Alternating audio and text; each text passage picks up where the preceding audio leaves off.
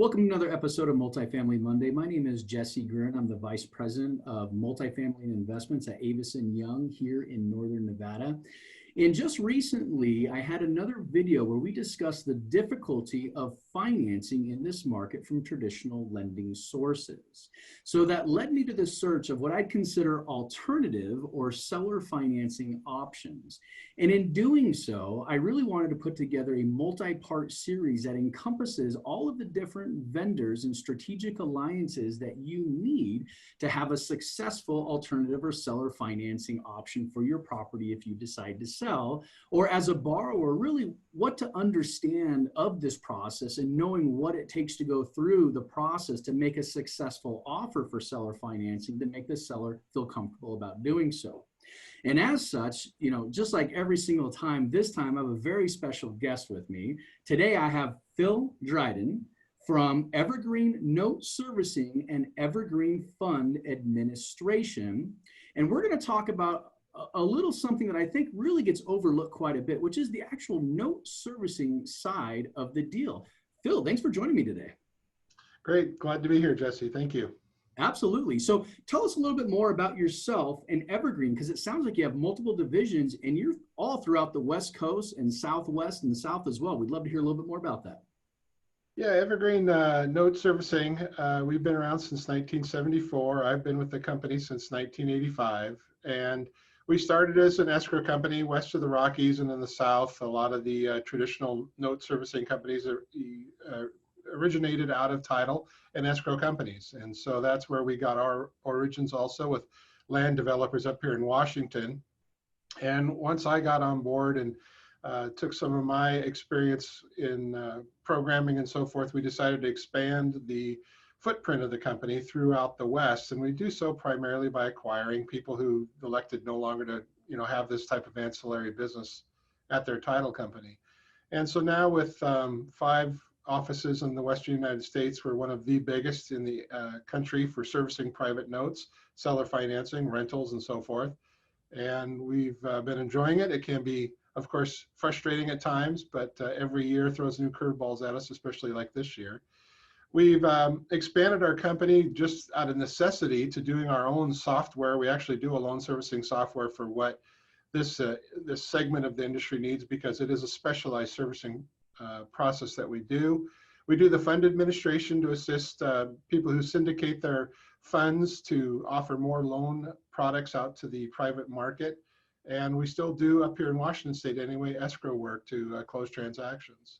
That's fascinating. And it's really interesting too, because when you think about it, originally I was going to go into this conversation talking about just the note servicing side of things, but it sounds like the fund administration is something that's taking off as well, as individuals are pulling together their capital, looking to lend on real estate, or I'm assuming other items that they'd want to lend on as well. That's part of the, prospectus of what people are pulling their funds together for.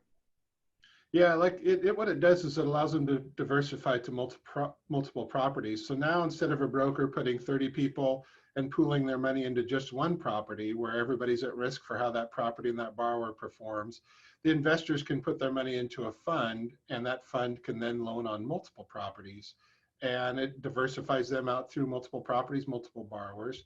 Our job then being not only the loan servicing that we do to track each individual loan, but we also then compile all the loans that fund is the owner of, and we're able to present straight to the investor how the fund's doing, how's that loan doing, communicate with them outside of the fund manager. That's not what we do. There's always a designated fund manager who put that fund together. Their job is to underwrite the loans, make the loans, either through their own originator license or through other originator licenses.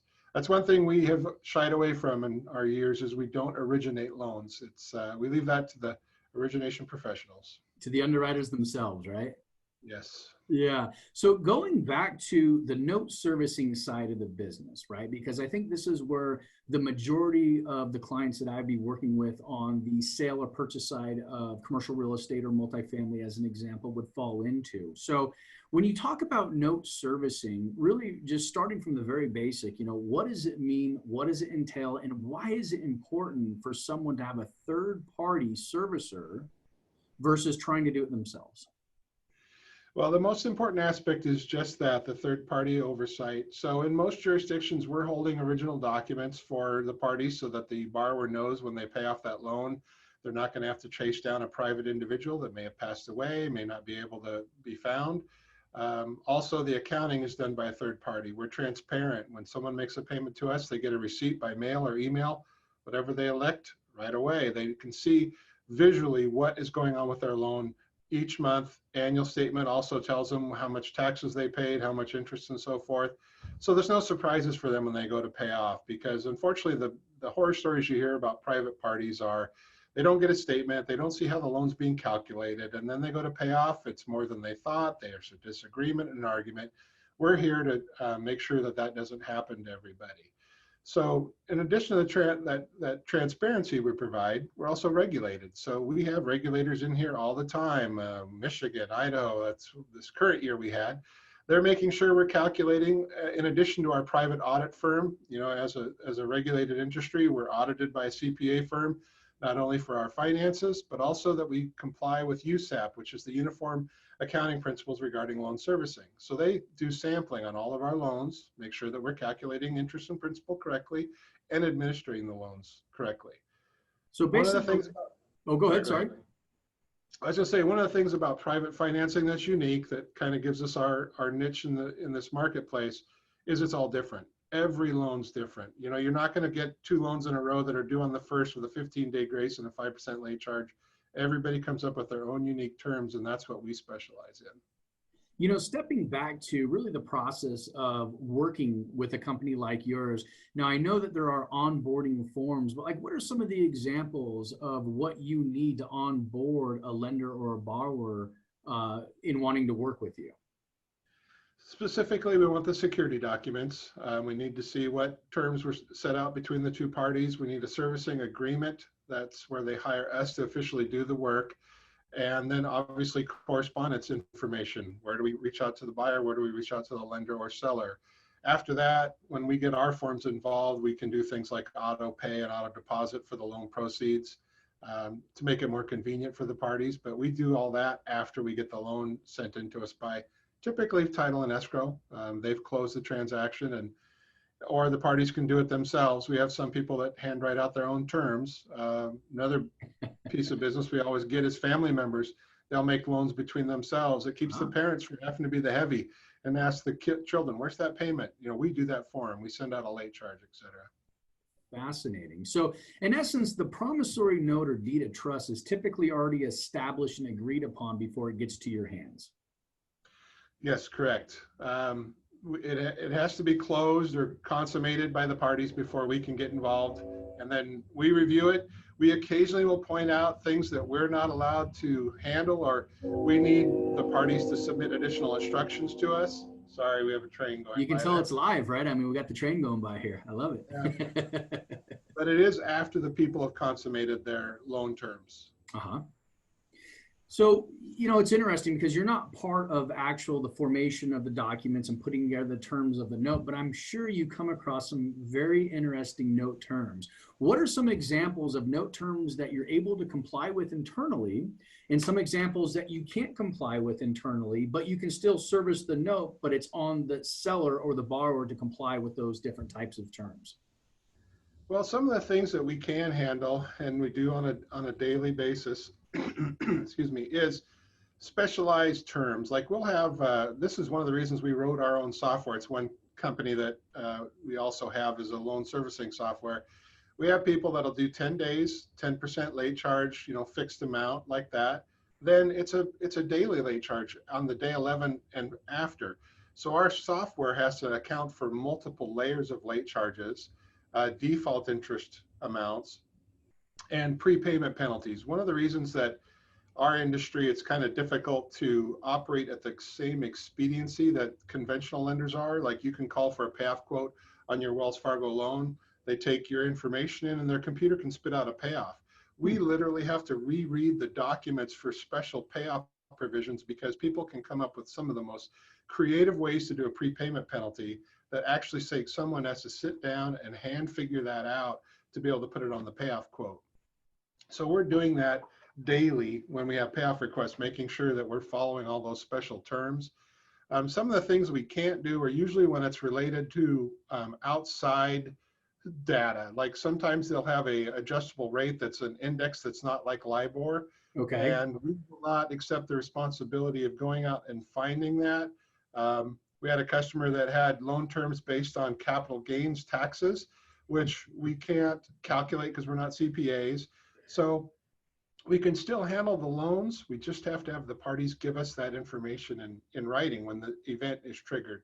And we can load in our software multiple event triggers so we can tell the people it's coming up, just like we warn them about their due and full dates before those come up as well.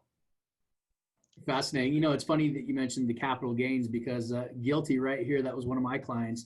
And I love it because you do have an office here in Northern Nevada in Reno. And Catherine Fritter, who did a fantastic job on the whole process, gave me a call with a very confused tone to her voice, wondering, you know, what this is and letting us know that that's something that she won't be able to do. But understanding that you can still service the note, but that's something that's required upon the seller to go out and verify, you know, calmed, I think, the whole situation, understanding that, hey, yeah, we get it. That's something that we'll have to follow up on our end. But you can still basically service the rest of the details of the note that are pretty, I consider, basic. Very true. Like for instance, like we'll have ones where we'll say the owner has to occupy it or farm the back 40 on an annual basis. Well, we don't drive out and do inspections. And once the parties tell us that they're not farming, put it to us in writing, and then we can react from that. But that's usually, like I say, outside of the scope of the loan ledger is what we keep track of. And we have, you know, construction loans and things like that where people are doing that on a regular basis. They go out, they do the inspection or hire an inspection company, notify us to do an advance on the construction loan. There's a lot of ways we adapt from basic loan servicing to that, but it just requires a little assistance by the parties to get out on the street, so to speak, and get that information to us. Got it. So, you know, in talking about the note servicing itself, it sounds like there's different levels, right, that you can get. In fact, when we were reviewing it with our client and understanding what made the most sense, the two different levels would include basically the highest level where you actually impound for taxes and insurance as well. So in understanding what you're looking for there, in other words, are you impounding for the full year, for a certain amount of quarters, or how does that work if that choice is an option? And what is the other choice as well? In other words, what are the different levels? Well, that's correct. We adapt to what the people have decided to put in their loan agreement. You can sign up for basic servicing, just the principal and interest part. You can sign up to impound for your taxes, your insurance. Nevada's big for HOAs because of the law there about priority rights for homeowners associations. Mm-hmm. We've had pass through, what we call it, where maybe you're paying a third-party ancillary payment for, I'm trying to think of an example, but you know, a maintenance due that isn't even a homeowner association on a commercial garage. Okay. We'll go ahead and accept the money if the agreement says it, and we'll pay that third party out, even though it doesn't affect the loan ledger. So once again, our software has been adapted to be very creative for something like that. It's trying to accommodate all the terms someone can put in there. And, you know, we can also do a little bit of default management because our Reno office, you have a 10-day letter there for default in Nevada that we send out for our customers there.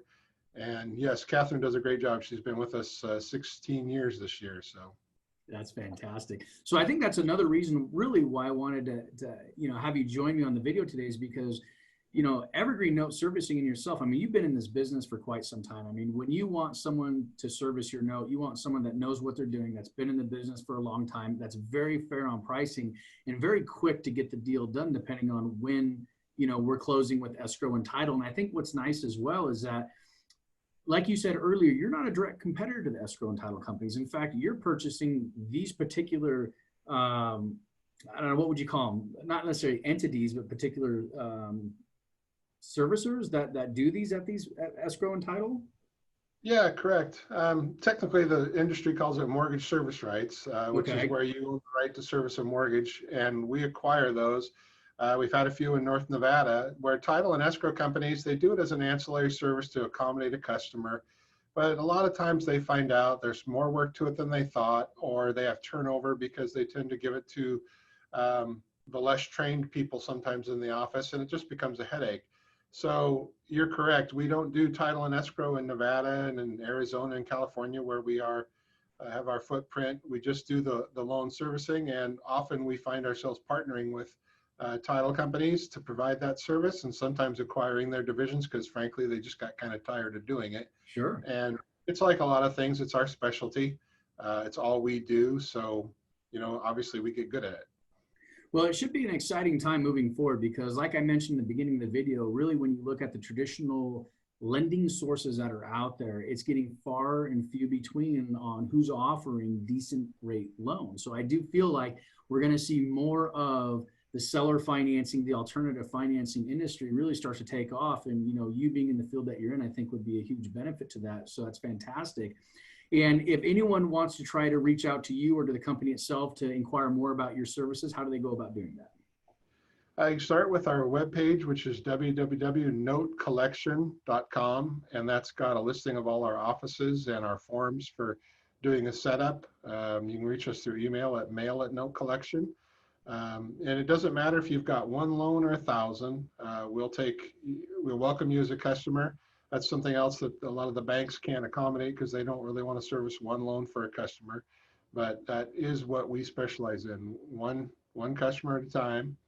And again, you don't worry about the terms. Just show us your documents, make the inquiry. Doesn't make it happen.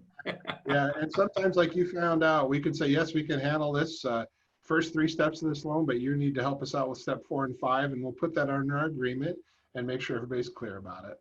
Excellent. Well, once again, I really appreciate your time today. I thought the conversation was very informative, and I'm sure if anyone has any additional questions, they know how to reach out to you. We'll put that as part of the video as well. And Phil, thank you again. Have a great day. Thank you, Jesse. Fantastic.